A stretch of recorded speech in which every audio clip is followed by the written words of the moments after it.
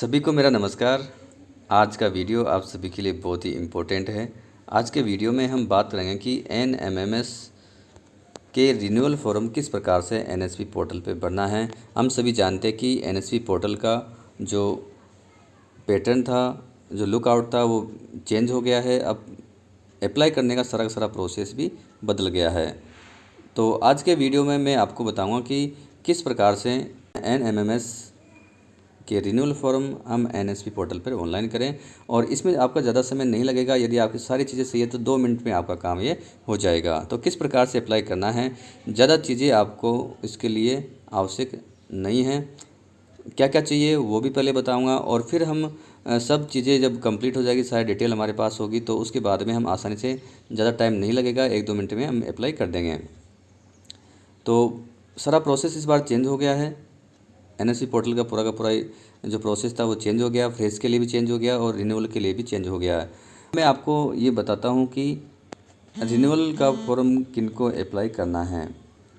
तो रिन्यूअल का फॉर्म अभी जो चल रहा है 2024 चल रहा है। तो इस वर्ष की 2024 की एग्ज़ाम में जो चयन हुए हैं उनका फ्रेश फॉर्म भरा जाएगा। और इस वर्ष से पहले के जो विद्यार्थी थे जिनका चयन एनएमएमएस परीक्षा 2023 में, 2022 में, 2021 में या 2020 में हुआ था, उनको अब रिन्यूअल का फॉर्म भरना है। तो आप ये समझिए, यदि आपका चयन इस वर्ष की एनएमएमएस की परीक्षा में हुआ है तो आपको फ्रेश भरना पड़ेगा, और पहले वाली एग्ज़ाम में हुआ था तो आपको रिन्यूअल का फॉर्म भरना है। फ्रेश का फॉर्म उन्हीं को भरना है जो अभी 9वीं क्लास में पढ़ रहे हैं। और इसके अलावा यदि आप 10वीं, 11वीं, 12वीं में पढ़ रहे हैं तो आपको रिन्यूअल का फॉर्म भरना होगा। तो ये चीज़ें आपको समझनी होगी। क्या क्या आपको चाहिए, आपको लास्ट जो क्लास थी उसकी परसेंटेज चाहिए, कितनी परसेंट आपकी बनी। यदि आप अभी 10वीं पढ़ रहे हैं तो 9वीं में आपकी कितनी परसेंटेज बनी है। अभी वर्तमान के रोल नंबर क्या है, जो क्लास अभी चल रही है उसका रोल नंबर क्या है, सेक्शन कौन सा है वो आपको पता होना चाहिए, और इस क्लास में आप किस तारीख से पढ़ रहे हो। तो ये चीज़ें आपको चाहिए। और भी 2 डॉक्यूमेंट आपको चाहिए, वो भी मैं आपको बता देता हूँ। आपको एक तो इनकम सर्टिफिकेट चाहिए और एक आपको चाहिए कास्ट सर्टिफिकेट। 2 डॉक्यूमेंट आपको चाहिए होंगे, और इनकी साइज़ होनी चाहिए 20 से लेके 200 KB होनी चाहिए। 20 से लेके 200 किलोबाइट तक की इनकी साइज़ होनी चाहिए। जेपीजी में चल जाएगी और पीडीएफ में भी ये चल जाएगी। तो ये चीज़ें होने के बाद फिर हम चलेंगे एनएसपी पोर्टल पर, लॉगिन करेंगे, और ज़्यादा टाइम नहीं लगेगा, वहाँ पे 1-2 मिनट में आपका काम हो जाएगा। तो सीधा हम चलते हैं गूगल क्रोम में। यहाँ पे हम लिखेंगे एनएसपी पोर्टल, यहाँ पे लिख दो एनएसपी पोर्टल, सर्च कर लो। इस प्रकार से पहला पेज ओपन होगा, इसको ओपन कर लेना है। आपको यहाँ पे जो 3 लाइन दिखाई दे रही है, 4 लाइन यहाँ पे दिखाई दे रही है, इसके ऊपर क्लिक करना है। और सेकंड ऑप्शन जो यहाँ पे दिखाई दे रहा है इसके ऊपर आपको आगे क्लिक करना है। अप्लाई फॉर स्कॉलरशिप, इसके ऊपर क्लिक करना है। ये पेज ओपन होगा। यहाँ पर आपको अपनी आईडी, अपना OTR नंबर। अब यहाँ पे एक और समस्या ये भी विद्यार्थियों को आ रही है कि कई विद्यार्थियों के पास अभी OTR नंबर नहीं है।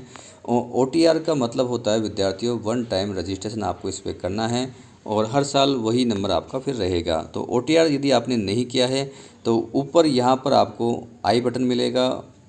वीडियो में ऊपर आई बटन पे आपको OTR प्रोसेस किस प्रकार से पूरा करना है उसका भी मैंने वीडियो बनाया है। तो पहले आप OTR नंबर प्राप्त करें, उसके बाद ही आप अप्लाई कर पाएंगे। उस वीडियो का लिंक मैं आपको इस वीडियो के डिस्क्रिप्शन बॉक्स में भी डाल दूंगा। तो नीचे जाएं, डिस्क्रिप्शन में देखें तो वो वीडियो आपको मिल जाएगा। तो ये काम भी आप कर सकते हैं।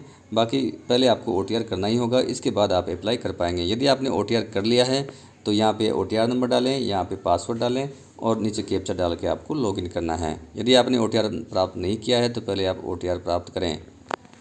मेरे पास OTR नंबर है तो मैं ID, पासवर्ड, कैप्चा डाल के सीधा लॉगिन कर लेता हूँ।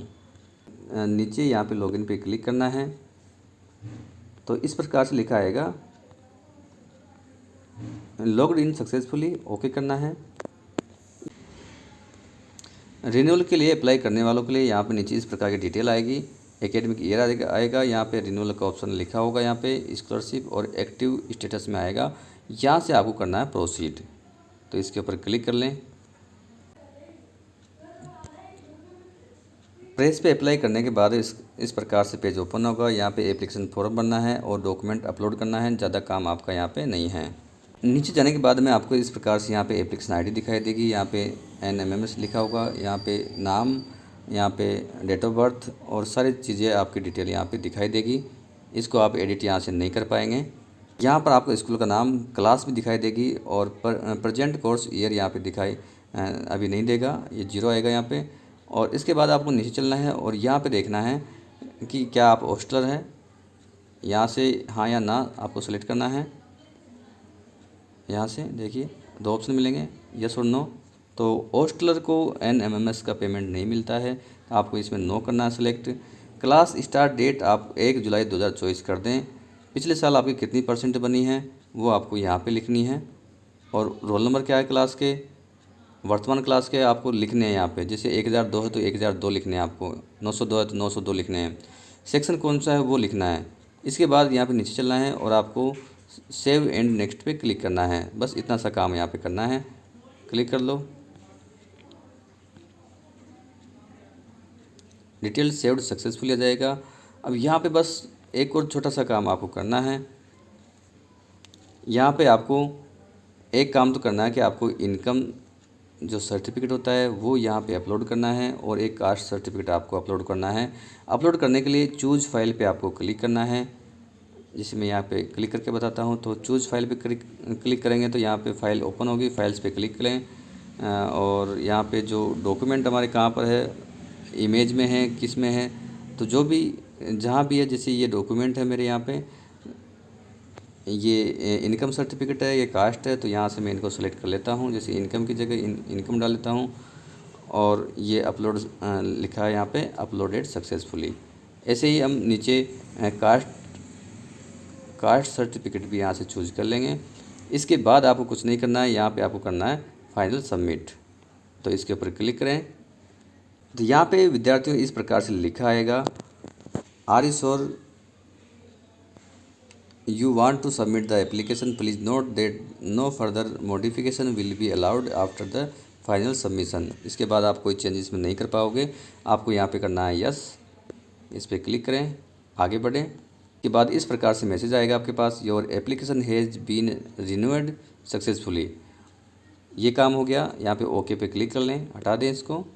इसके बाद वापस आपको चलना है, यहाँ पे माई एप्लीकेशन में चलना है, नीचे डिटेल आ जाएगी। यहाँ से आपको करना है नीचे प्रोसीड, ये प्रोसीड लिखा है, प्रोसीड पे क्लिक करें और यहाँ पे लिखा है प्रिंट एप्लीकेशन फॉर्म, इसके ऊपर क्लिक करें और अपना जो फॉर्म है वो आप यहाँ से हम प्रिंट कर सकते हैं। तो जैसे इसके ऊपर क्लिक करेंगे इस प्रकार से पूरा फॉर्म आपके सामने आ जाएगा। इसके ऊपर अपने साइन और प्रिंसिपल के साइन करके इसके आपको सेव रखना है। यहाँ पे प्रिंट का ऑप्शन है तो इसको आप प्रिंट के ऑप्शन से प्रिंट भी कर सकते हैं। तो इस प्रकार से पूरा फॉर्म प्रिंट हो जाएगा और इसको आप सेव कर लें। धन्यवाद विद्यार्थियों, आज के वीडियो में बस इतना ही।